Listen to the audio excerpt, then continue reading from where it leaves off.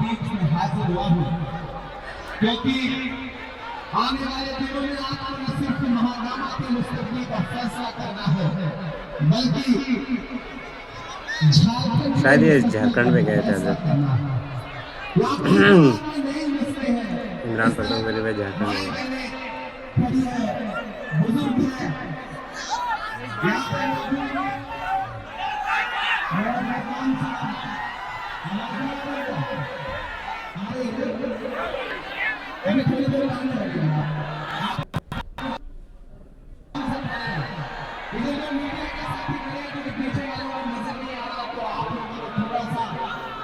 आराम से रिकॉर्डिंग करेंगे, लेकिन आपकी भी जिम्मेदारी है कि रिकॉर्डिंग होने दीजिए, क्योंकि कल को यूट्यूब पे सोशल मीडिया पे आपको इसे देखना भी है, तो इसलिए बेहतर होगा कि उन्हें रिकॉर्ड करने दीजिए, थोड़ा एडजस्टमेंट कर लीजिए। आम बहुत ज्यादा है, बड़ी कितनी भीड़ भाई तो लग रहा है। तो मैं बहुत दिन से इंतजार में था कि अपने आपसे मुलाकात की कोई सूरत 2-4 लाख होंगे। जब अहले खैर की बातों पर कुछ जाहिल शोर हो जाते हैं, जब अहले खैर की बातों पर कुछ जाहिल शोर हो जाते हैं, जब बुलबुल हो बसलिए चमन और कौवे गीत सुनाते हो, जब चिड़ियों के घोंसलों में कुछ सांप तारे जाते हो, जब हाय हाय हाय क्या कह दिया। हाथ से आग लगाते हो, इस दौर में हम दीवानों से तुम कहते हो खामोश रहो। मेरे भाई, अगर आपको ये लगता है कि 20 तारीख को आपको घरों से बाहर निकलना है और सिर्फ महागामा से विधायक चुनना है, तो आप गलतफहमी के शिकार हैं। ये चुनाव उससे आगे का चुनाव है। ये चुनाव इस बात का सबूत है कि आने वाले दिनों में दिल्ली की धरती पर तानाशाही को मानने वाले लोग बैठेंगे, डॉक्टर बाबा साहब अम्बेडकर के बात तो तुम समझा। ये चुनाव बहुत बड़ा चुनाव है, ये चुनाव बहुत अहम चुनाव है। एक तरफ नफरत खड़ी है और एक तरफ मोहब्बत खड़ी है। मैं राहुल गांधी का सिपाही हूँ, आपके बीच में आया हूँ अपनी बहन दीपिका पांडे जी के लिए आपसे अपील करने के लिए। मैं पूरे झारखंड के इलाकों में जा रहा हूं। हटिया से लेकर के मंडल से लेकर के पलामू पार्टी से लेकर के निर्मा कांटे से लेकर के हिजरी से लेकर के आज महारामा और मुंडी जाऊंगा, फिर मांडू जाऊंगा। पूरे स्टेट में जाकर मैंने एक बात महसूस की है कि मंदिरों में भजन चल रहा है, मस्जिदों में दुआ चल रही है, जिस तरफ भी नजर तुम उठाओ इंडिया की हवा चल रही है। कोई दो राय नहीं है। भाजपा ने बड़ी कोशिशें की, बड़ी साजिशें की इस चुनाव में नफरत की खेती करने की, लेकिन ये झारखंड की सरजमीन है, ये बिरसा मुंडा की सरजमीन है, शेख भिखारी की सरजमीन है। इस सरजमीन पर मोहब्बत आगे बढ़ेगी, नफरत। भाई अगर कोई झारखंड में से हो तो जरूर कमेंट में बताओ भाई, अगर कोई देख रहे हो इस वीडियो को झारखंड से। कल जब मैं चुनाव प्रचार के लिए पलामू निकल रहा था तो मीडिया के साथियों ने एयरपोर्ट में मुझसे कहा कि इमरान साहब आज 7 जगह इनकम टैक्स 7 जगह झारखंड में, आप क्या कहेंगे? मैंने कहा इससे अच्छा सर्वे कुछ हो ही नहीं सकता। ये रेट बता रहे हैं कि भाजपा यहाँ से चुनाव हारने जा रही है। ये भाजपा का पुराना प्रोपेगेंडा है। मैं पहले अपने मुख्यमंत्रियों से, नेताओं से माहौल बनाने की कोशिश करते हैं, लेकिन जब फेल हो जाते हैं तो सरकारी एजेंसियां उतारी जाती है चुनाव लड़ने के लिए। लेकिन मुझे खुशी है इस बात पे, मैं झारखंड की आवाम को सलाम करता हूँ। आदिवासी समाज हो, दलित समाज हो, अल्पसंख्यक समाज हो, पिछड़े हो, सबने एक स्वर में ये कहा है कि झारखंड इस बात तैयार है, इस बात का बदला लेने के लिए। महागामा वालों याद करो, आपके लोकप्रिय मुख्यमंत्री को आदिवासी समाज के बेटे को, जिसका नाम हेमंत सोरेन है, भाजपा वाले उसे बर्दाश्त नहीं कर पाए और सरकार ने उस आदमी को जेल की सलाखों के पीछे डाला। 5 महीने उसे जेल के अंदर था।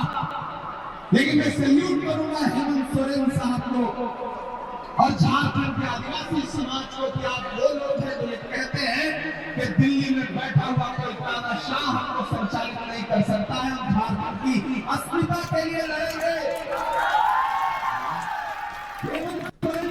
नहीं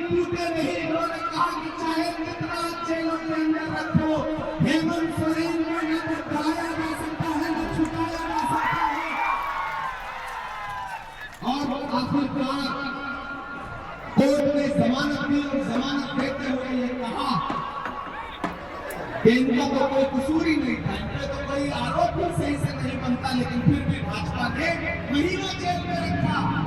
सोचिए भाजपा वाले तो जनता के साथ क्या करेंगे? ऐसा व्यवहार करते हैं, तो अगर ये सत्ता में बिल्कुल। आए तो आम आदमी के साथ कैसा व्यवहार करेंगे? ये भाजपा वाले जो नफरत की खेती यहाँ पर करना चाहते हैं, महागामा वालों उसको कामयाब नहीं होने देना है। वो सबसे चीफ मिनिस्टर साहब आए हैं, हिमंता विश्व शर्मा, उनके पास और कोई एजेंडा नहीं है। आपके यहाँ एक नेताजी रहते हैं, आपके सांसद, उनके पास कोई एजेंडा नहीं है। मैं इन दिनों झारखंड में नक्शा लेकर के घूम रहा हूँ भारत का, मैं जहाँ भी जा रहा हूँ नक्शा लेकर के जा रहा हूँ।